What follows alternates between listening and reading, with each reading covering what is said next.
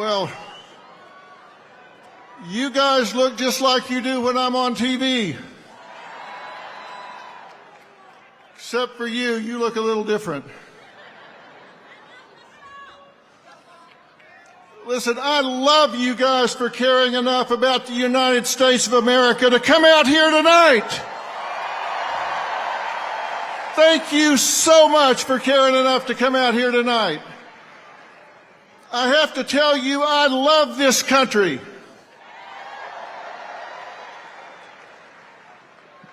I do. I love this country. I stand up when our flag goes by. I put my hand over my heart when they play our national anthem. And I'm so proud to see so many people take time out of their day to come out here and stand up for this country.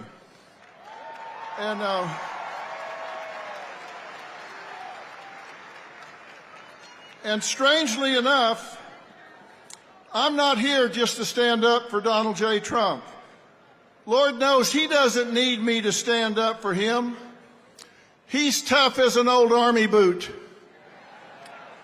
He's got lots of enemies, different groups that are scared, and between them, they have impeached him, indicted him, raided him, railroaded him, shot him, and sued him.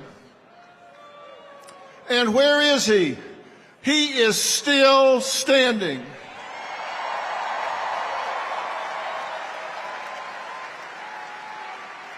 He just keeps on coming because he loves this country too.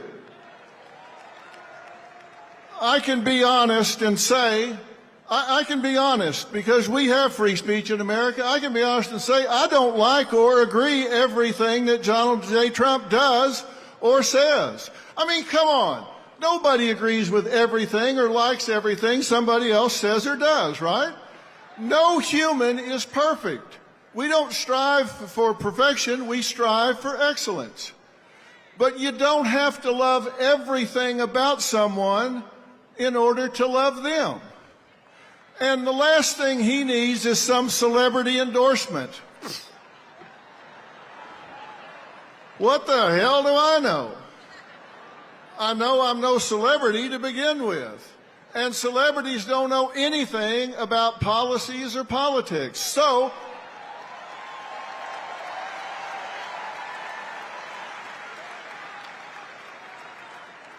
only difference between me and them is I'm willing to admit it. So, why am I here? Well, I'll tell you why I'm here. I'm here to talk to and stand up for the people who have declared their support for Donald J. Trump, or they got found out, or they want to do it, but they're too intimidated. Because you know what happens when somebody in this country says, hey, I'm going to vote Republican, I'm going to vote Donald J. Trump? They get canceled, intimidated, marginalized, excluded, or even fired or boycotted. And you know what that means? In short, that adds up to being bullied. And now we're talking about something I know a hell of a lot about. Now you're in my wheelhouse, buddy. I may not be an expert in politics, but I am an expert about bullying. And bullying is when you seek to harm somebody, you seek to intimidate, coerce, cause distress, fear, risk to their well-being. And it can be physical, verbal, relational, or cyberbullying. And it's always wrong. You said it, my friend. It is always wrong when you bully somebody. And that's what's going on. Now, let me tell you what the critics are going to say when they hear me talking about this. They're going to say, well, now, wait a minute. Come on. Isn't Trump a bully? And let me tell you why the answer to that question is no. Because to be a bully, there has to be an imbalance of power. And when there's not, it's just called a debate. And he's just better at it than anybody else.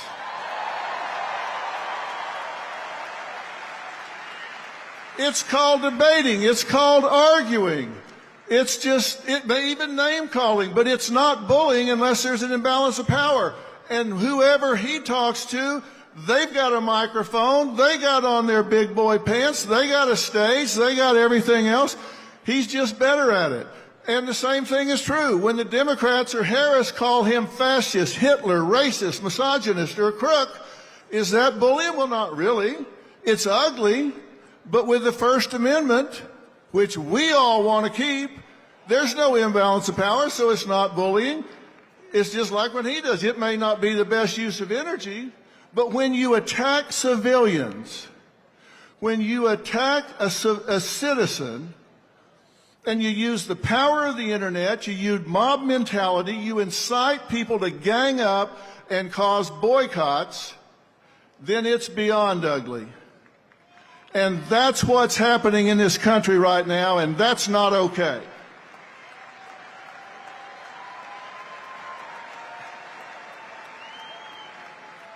There is an imbalance of power there, and it's time that every one of us close ranks. We have to stop this now. It's time that we push back against cancel culture. It's time that we push back against intimidation tactics. And that is exactly the reason that I launched Merit Street Media, which, by the way, we didn't choose the name for that by random. Merit Street Media. This country was built on hard work, added value, and talent, not on equal outcome, not on DEI. This country was built on hard work, and it needs to continue to be built on hard work. And the legacy media has sold out. The legacy media has sold out. And I'll tell you, one night I was sitting at dinner with my wife, Robin, and I was complaining as we were flipping around and listening to the spin on what's supposedly news. And I said, damn, I'm tired of listening to all this media spin and everything. And without even looking up, she said, well, you are the media. Why don't you do something about it? She said, you got bigger ratings than the four of them combined. Why don't you do something about it? Well, as usual, she was right. And that's why I launched the new network, because we want people to think for themselves. You guys aren't dumb. You don't need to be told what to think. You just need the facts. And you're here because you have the facts, right? You're here because you recognize when legacy media edits answers and gives you what they want you to hear instead of the truth. And when they start editing their candidates' answers, they've lost their moral compass. They've lost their way. And I would love to say it's equal on both sides, but I'll guarantee you, when Beyonce, George Clooney, De Niro, and Lizzo come out and say they're for Kamala Harris, when they all come out and say they're for Kamala Harris, did you read anything or hear anything in the media criticizing it? No. But you watch what happens tomorrow morning when people find out I came here to talk to you.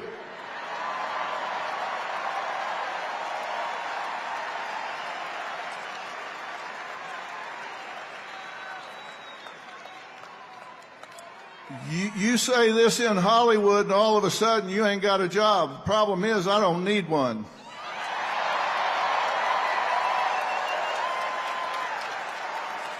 I don't need a job because I got you. And I've got a question for all of us. Have we lost our minds? We have the First Amendment in America where our government has said we will pass no laws to infringe on our freedoms for religion and speech. So that's the law, but we're muzzling each other. What is going on?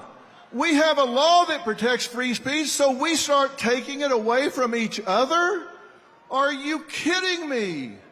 We can't allow that to happen. We cannot encourage it. And let me tell you something about bullying. Bullies are bad, right? Let me tell you what else is bad. Bystanders.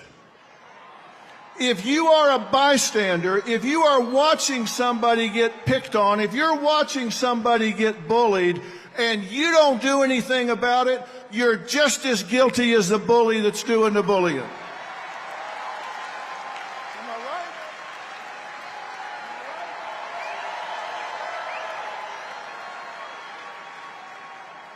right? I have talked to so many children in schools that tell me the worst feeling they've ever had is being bullied and feeling alone and abandoned when they are picked on and intimidated, when they wished even one person, even one other kid would step up and say, hey, come sit with me at lunch. Don't sit in a stall in the bathroom and cry your way through lunch and eat alone. We're not going to let you be alone. And it's the same thing with adults. Adults don't want to be cut out of the herd and feel like they're alone. The number one need in all people is acceptance. The number one fear is rejections, and bullies, they prey on that. We must claim the right to our point of view. We must be critical thinkers, and when you see somebody being picked on, then you've got to be willing to step up and say, hey, I'm with you. Don't let that happen. And you've got to know why you're strong on the issues you're strong on. You've got to know why you're strong on affordability and safety and security and the border and family care for men and women and law and order and your core values for your children's education and our military.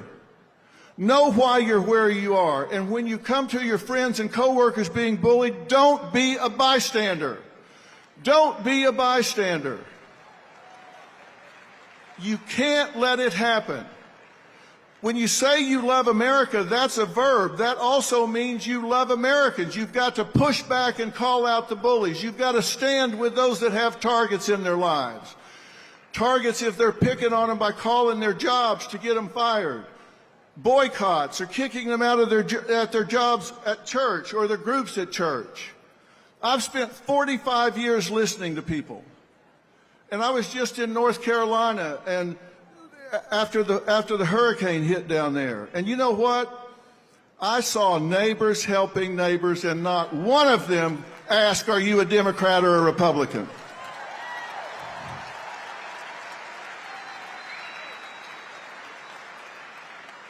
I saw neighbors helping neighbors, and we need to unify this country. You have the right to vote for who you want to vote for president, and we need to step up and claim it, and we need to stand with each other. There are so many who want to, but they're bullied, so they're afraid to. And let me tell you something.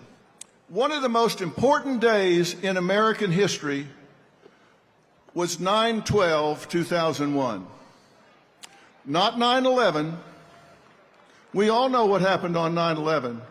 One of the most important days was 9/12, because on 9/12, we all woke up and we were all Americans on 9/12. If you were an American on 9/12, stand up right now. If you were an American on 9/12, stand up right now. That's who we were. That's who we are. And the difference between winners and losers is winners do things losers don't want to do. And we have to stand proud to help our neighbors who want to vote their conscience and not be afraid. No one should be alone. No one should feel abandoned. No one should have their business boycotted. If you hear somebody's getting their business boycotted, you should get your friends and make sure their business gets doubled. If somebody pulls their advertising from your friend's business, you should let those advertisers know you're going to spend the rest of your life making sure that advertiser is boycotted until they do the right thing. You need to let people know this is over in America. We're going to unify this country. We're going to listen and not be intimidated. We're going to go out and lead by example. Let's quit complaining about what is and start doing something about it. If your neighbor wants to vote the other way, say fine, go vote the other way. I'll love you anyway. Let's lead by example. If they want to do it, let them do it. Love them anyway. But as for you, the collective you, I don't want you to just listen and say, nice talk, Dr. Phil. I want you to march in your life. I want you to march with your beliefs. I want you to not be intimidated. Don't be stopped, and don't just vote. Take 5 people with you. Like I said, the difference between winners and losers is winners do things losers don't want to do. And what they do is they take actions toward known outcomes. They deal with the truth. They set goals, and they go after them with passion. And it's time for us to bring it home. It's time for us to bring it home. It's time for us to be winners. Winners, winners, winners.